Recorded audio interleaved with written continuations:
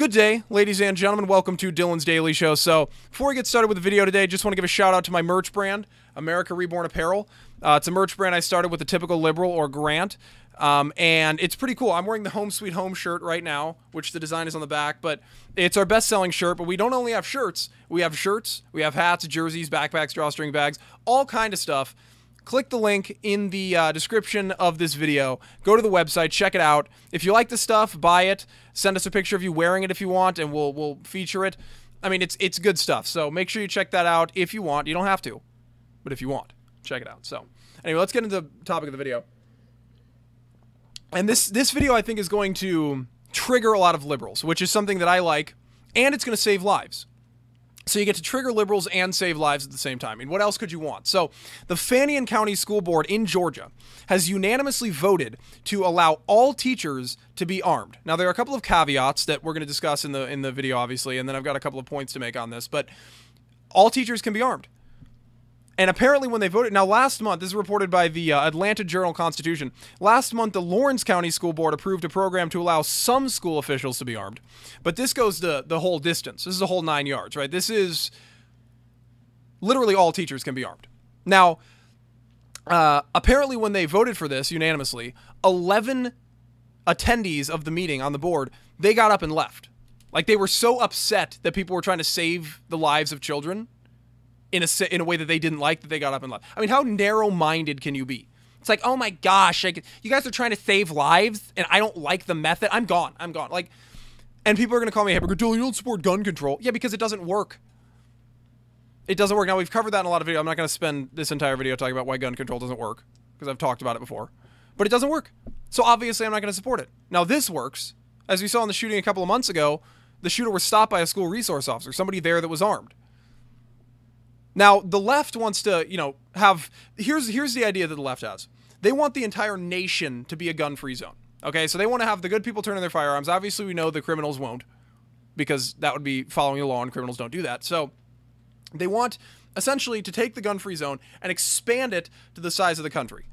So now everybody is unarmed. They're just sitting ducks for the criminals who want to shoot them. Nobody can defend themselves, and because the Second Amendment is apparently outdated, even though defending yourself against an oppressive government and against people who wish to do you harm never expires. I mean, that's just something that you're always going to have to do for eternity. So, but yeah, so that's the left's plan, and I don't think it's going to work. It won't work. It's been proven not to work. The places that have high gun control, it doesn't work. We've seen, the totalitarian governments throughout time, they have seized the guns as one of their first steps in taking total control, because they know that the people can't fight back, and that's what they want.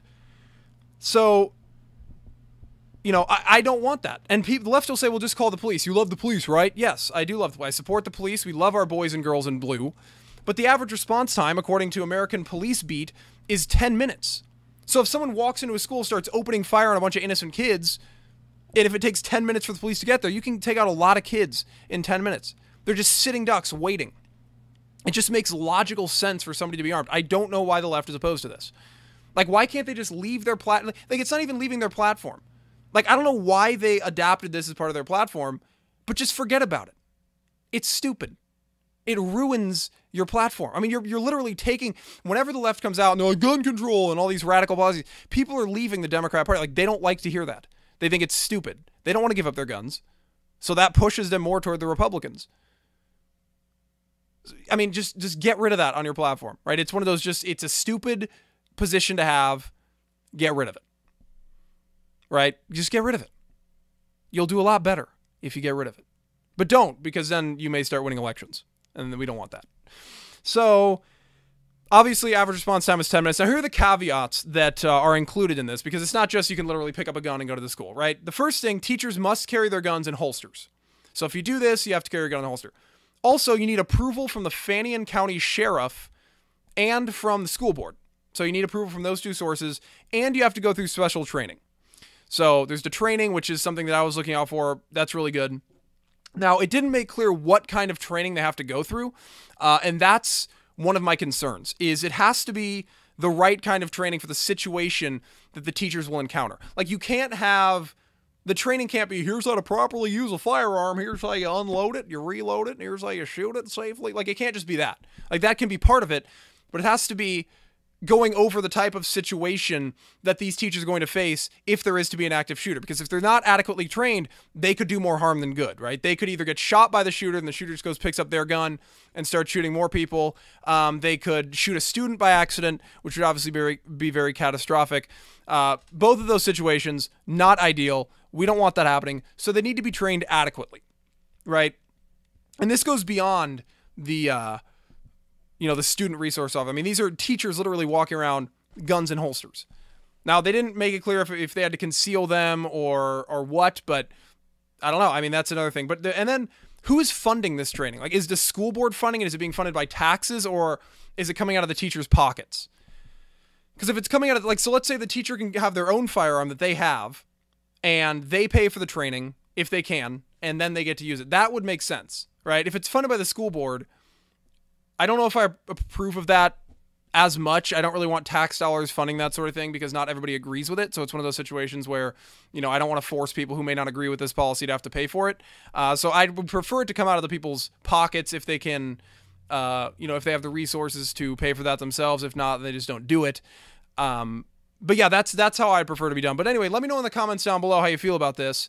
Do you approve of this? Do you think all school boards should do this? Do you think it's going to make the situation better or worse? Would you prefer it to only be where there's school resource officers that are armed instead of all teachers? Answer all of these questions in the bio down below or in the comment section down below. Debate.